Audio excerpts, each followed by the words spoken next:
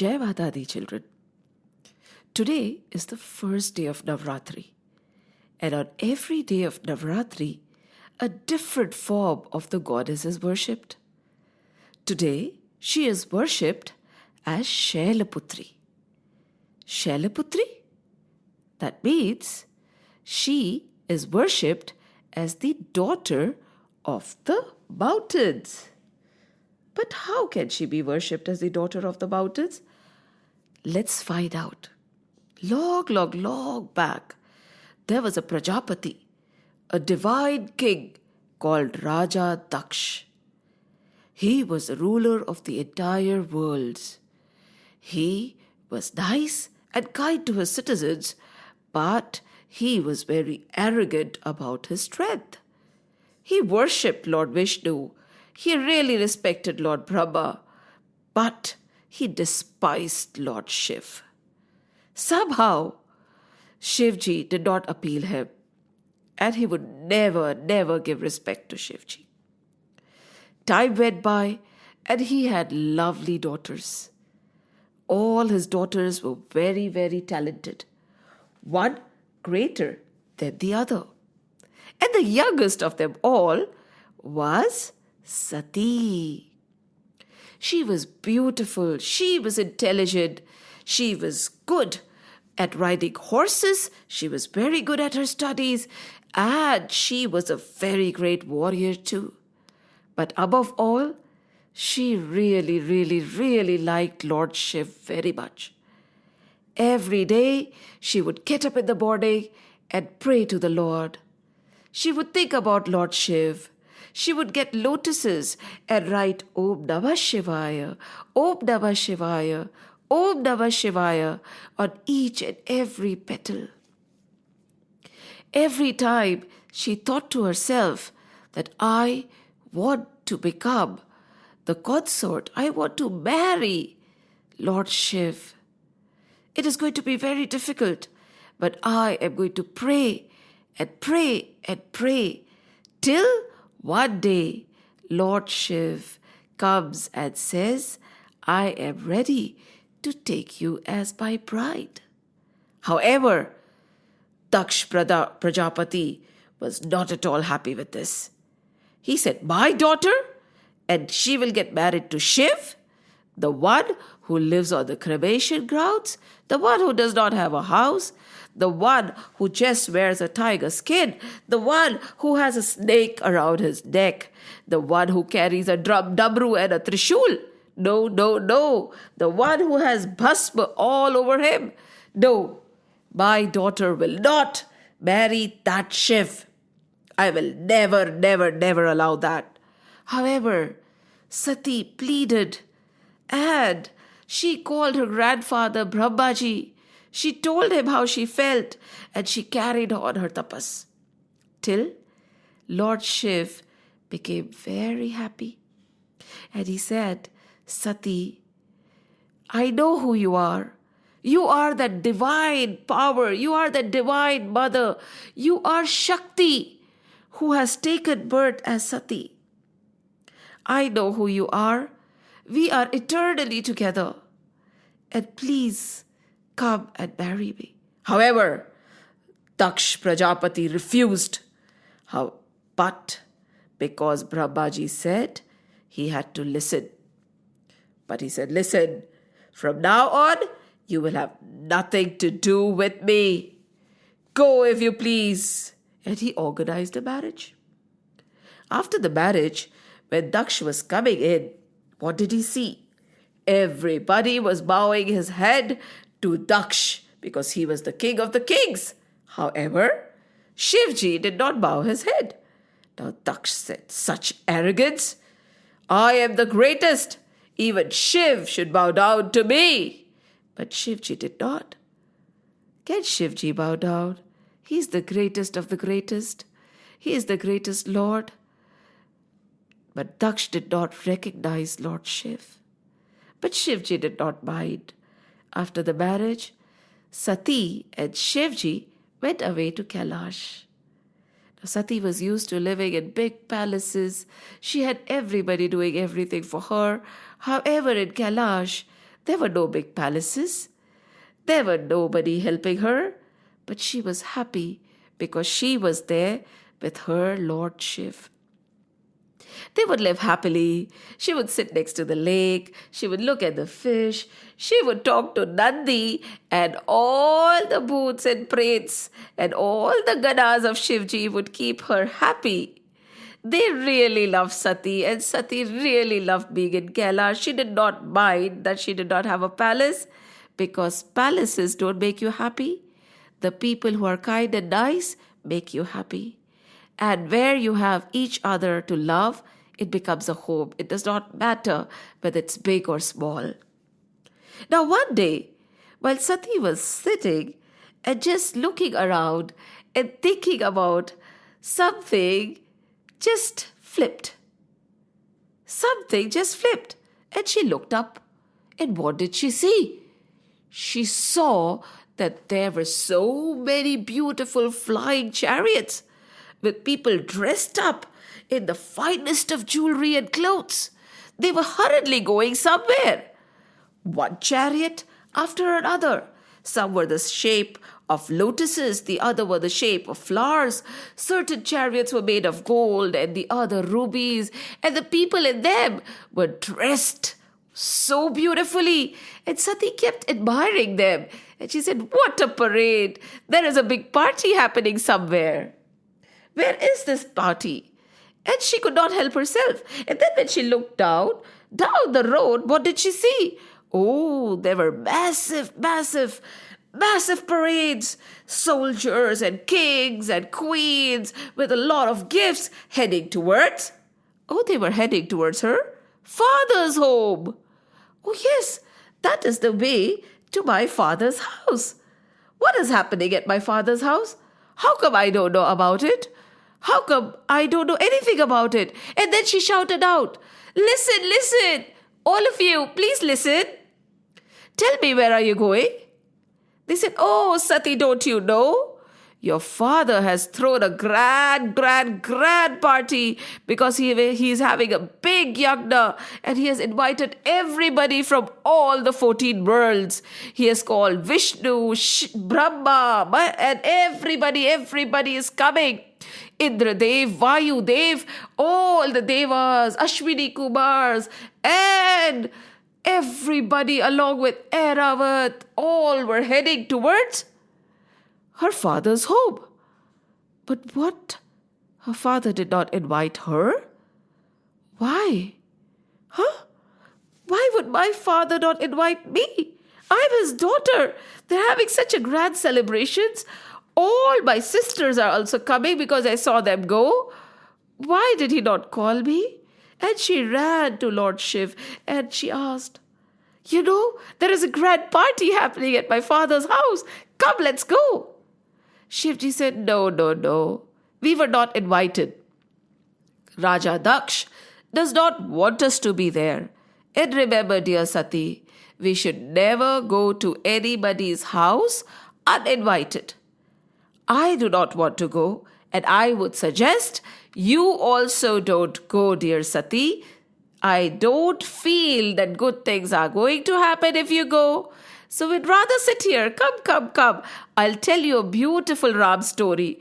"No," said Sati. "It is my father's house. I don't need an invitation to go to my father's house. That is my home also. He does not have to invite me. I can go there anytime." Now, said Shivji. "Sati, don't get carried away. It is not a good idea. I am definitely not going."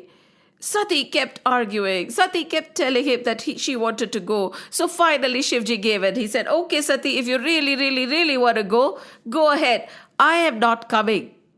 But then please carry Nandi and all the ganas with you. How will you go alone?" She said, yes. And she wore her sari. She wore ornaments of flowers. And she sat on Nandi with all the ganas. What are the ganas? Ganas are the bhoots, the rakshasas. Not the rakshasas actually, but they are pretty funny looking, They are a bit twisted and turned. And their hair is upheavaled, and she sat on Nandi, and with all the ganas playing hideous or a little offbeat music, started going to the palace of Daksh. She was very happy. She was like, oh, it's a party at my father's place. It is my father's place and I can go uninvited. Maybe my father had so much work that he forgot to invite me. So while all this was happening, she happily reached the palace of Raja Daksh. But what happened was very sad. Nobody greeted her. Nobody even looked at her. On the contrary, everybody started laughing at her because she was sitting on a bull and all these ganas, all the ganas of Shivji were dancing. They were not dressed properly and they had upheavaled hair and people started laughing. And Raja Daksh gave her a cross look and went away. Her sisters also went away. The only person who greeted her well was her mother. In spite of all this, she was happy to be at her father's home. She was happy to be home. And she walked in. And when she walked in, what did she see? Oh, the palace was decorated with thousands and thousands of flowers and lilies and roses of all kinds. It was smelling so beautiful. It was a treat to the eyes. She looked around happily. She said, it is so beautiful, Mommy. It is such a beautiful party. It is so nice. It's organized so well. I am so happy to be here. And she kept walking in. She saw thrones for each and every god. She saw thrones for each and every dev. She saw thrones for Vishnu and Brahma. But suddenly she realized, where is Shivji's throne? Where is Shivji's asan? Where will my Shiv sit? Oh, Father, where is Shivji's asan? He said, Shivji was not invited. Neither were you. I did not want to call Shiv. Who wants him around anyways? He and his crooked ways. Look at him. He does not even appeal. He's not appealing to look at. The way he dresses, his etiquettes, they don't match the etiquettes of the Prajapati. I don't consider Shiv anything great. Vishnu, Brahma, they are great gods. Who is Shiv? I don't believe in Shiv. Sati could not listen to abuse. She said, you cannot talk like that about my husband. I am so saddened, Father. I thought you forgot. I thought you had changed your ways, but your ego is oozing out of your nose. I don't want to be called your daughter anymore. I don't want to be known as the daughter of Prajapati Daksha. That is why I will just leave then, said Daksha. No, not leave the palace. I'm going to leave this body. I refuse to be your daughter anymore. And you know what she did? She jumped into the fire of the Yagna. Oh, shouted her mother. No, Sati, stop. What have you done? What have you done, Daksh? Our daughter, what have you done? Daksh was shocked. He looked and then he said, nothing. Because by this time, Nandi looked around. He was so upset. He rushed back and told Shivji everything that had conspired. Shivji got so angry. He started doing his tandav, the dance of anger. He pulled out a bunch of his hair and threw it on the floor, and it turned to be Kal Bhairav and the enemies, all the enemies of Daksh in the form of multiple ganas and multiple forms of Lord Shiv came out, and they all rushed in an army towards Raja Daksha's palace. Oh, there was mayhem everywhere. There was a tandav of disaster. Shivji was angry. His third eye was open. And one after another, his ganas started destroying all the soldiers. All the devas that had laughed got their teeth broken. All the devas who had heard bad things about Lord Shiv got their ears pierced. All the people who saw Sati jumping into the fire got their eyes pierced. And Raja Daksh, he was not left. They started attacking Raja Daksh and his head fell into the fire. Raja Daksh was no more. Oh my God, what a disaster. It was supposed to be a great yagna, but because of the arrogance and disrespect, see what has happened, cried Sati's mother. And then they continued destroying everything. At that time, Vishnuji and Brahmaji came and they said, stop, stop, stop. They went and pacified Shivji, and Shivji calmed down. He said, it is okay. What is done is done. He took dear Sati in his arms and walked away. He said, Daksh, I will bring you to life. I'll give you the face of a goat. He gave Daksh the face of a goat, and Daksh stood up. He joined his hands in front of Shivji because he realized his mistake. But it was too late. Nothing could be done. This is what anger does. This is what arrogance does. This is what ego does. It destroys. Never hold these dear. Saying this, Shivji with Sati in his arms walked away. And all the gods were restored, their teeth, their ears, their eyes. The ganas went back, and there was sadness in Kailash. Everybody was very, very sad because Sati was no more. Shivji walked around with Sati in his arms. And finally, Vishnuji decided to free Shivji of this grief. They freed Shivji of his grief, and Sati, it became various flowers. She turned into so many flowers, and she fell down to earth, Some places, all the places wherever her body parts in the form of flowers fell down, became a Shakti Peeth. There are various Shakti Peeths, and that is where we worship and we can feel the power of Shakti, who was Sati at that time. Shivji lost all interest and he sat down in tapas. He said, I do not want to open my eyes. I will go into deep meditation. And there in Kailash, he sat down in deep, deep, deep tapas, chanting the name of Sri Ram, sitting quietly, connected to the Lord, lost in his thoughts, lost in his meditation. Shivji became lost to the world. Where Shivji was meditating, there was some conspiracy brewing. There was a demon called Tarakasur. Tarakasur. And Tarakasur was vicious.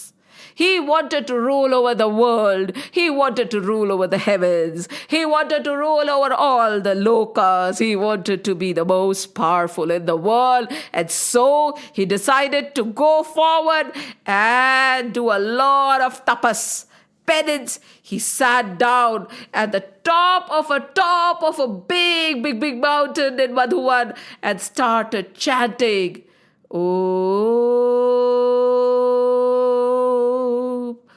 Oh, he chanted and he chanted and he chanted. Then he stood up. He stood up and continued praying. Years went by. Then he stood on his hands and continued praying. He decided to stop eating. He decided to stop drinking. Soon he decided to stop breathing. Upside down on his hands, he started praying very hard to Lord Brahma, and around him developed a ring of fire. This fire of his tapas had started burning the entire world. It was so hot, the gods started feeling agitated. They went to Brahmaji and said, save us, save us. Tarakasur's prayers are so strong. We won't be able to sustain it. He will destroy the three worlds by his tap agni. Help, help. Brahmaji said, don't worry. And Brahmaji came down and said, stop. Tarakasur, stop. What is it that you want? Why are you praying so hard? What is it that you seek? Tarakasur said, I want to become Immortal! I want to live forever, Brahmaji. If you're pleased with my tapas, grant me this boon, or I shall continue and destroy the three worlds with my tapas power, the fire of my tapas. Brahmaji said, stop, don't be silly. Nobody can be immortal. It is not the right boon. You have to leave your body someday. Ask for something else, or I shall leave. Tarakasur was very intelligent. He knew what had happened to Sati. He knew Sati was no more. He knew Shivji was sitting in tapasya. He knew Shivji was sitting in meditation for years and years and years to come, never to wake up. So he smiled. He grinned his cunning grin and said, I want a boon that nobody else but Shivji's son should be able to destroy me. Nobody other than Shivji's son should be able to kill me. Brahmaji said, if that is what you seek, so be it. Nobody other than Shivji's son will be able to destroy you, Tarakasur. Hence, you are strong now. Go, stop this penance. Stop troubling everybody. But this was just the beginning of trouble. He thought that he's immortal now because Shivji is never going to come out of his tapas. He started troubling the Devtas even more. He wanted the throne. He wanted to rule over the heavens. However, the Devtas pleaded Brahmaji, and Brahmaji went down and said, listen, I gave you a boon. Don't take advantage of it. Stop it. He said, who will stop me? Who will stop me? Shivji will never have a son, and I will never be destroyed. I am going to destroy the entire world. Brahmaji, control. Be very careful. Who knows? I will take over Brahmalok also.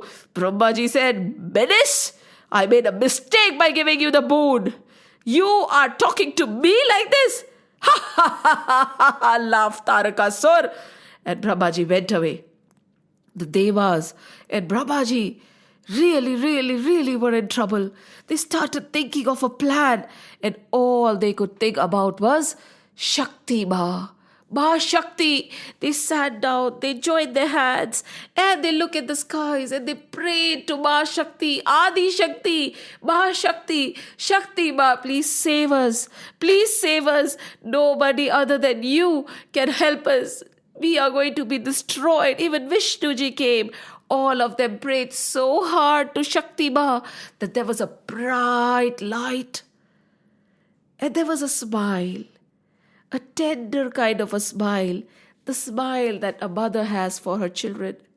She looked down and she said, what is it, Brahmaji? What is it, Vishnuji? What is it, my dear Devas? What is bothering you? Tarakasur, Ma, he cannot be destroyed. You have to come back.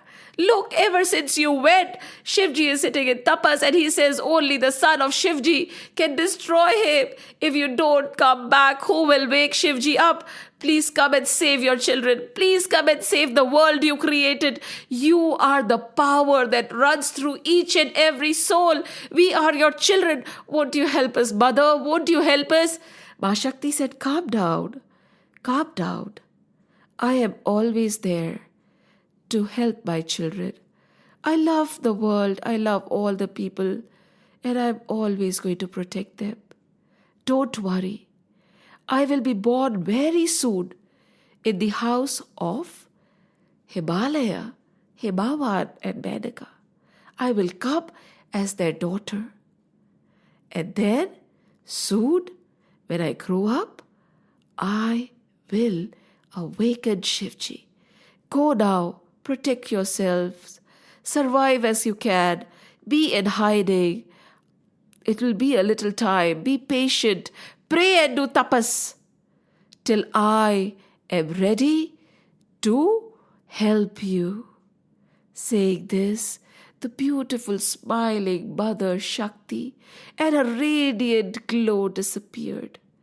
And soon she was born as a small little cute baby in the house of Himavan, that is the Himalaya mountain, and Menaka. They really loved her, Mena and Himavan. They said, oh, look at her. Such a sweet little girl. What shall we name her? What shall we name her? But at that time, Narad Muni came down. He said, Narayan, Narayan, Narayan, Narayan. Such a beautiful little girl. It looks as if Shakti herself has taken birth in your house, O dear king of the mountains. She's so beautiful, and she's so radiant. She is going to be the greatest of all in this world. I think you should name her Parvati. Himavan said, Parvati? Yes, because you are a Parvat, that is a mountain, and she is your daughter. So, Parvati, the daughter of the mountain. And her other name would be Shelputri. Shelputri. Yes, Shel also means a mountain and Putri means a daughter. So she will be known as Shelputri or Parvati, the daughter of the great Himalaya. Oh, Himalaya said, Shelputri, Shelputri, listen everybody, there is this beautiful girl who has been born to me. And he dressed her, her mother dressed her up with a lot of jewelry, a lot of pile. She would walk around the house and they would say, Shelputri, Shelputri. Oh, how amazing it was. The palace would glow with the radiance of Ma Shakti. And this is how Sati was born again as Parvati, also known as Shelputri, and that is how we worship her on the first day of Navratri. Bolo Shelputri Maa ki Jai. Jai Mata Di, Jai Mata Di, Jai Mata Di, children. Jai Mata Di.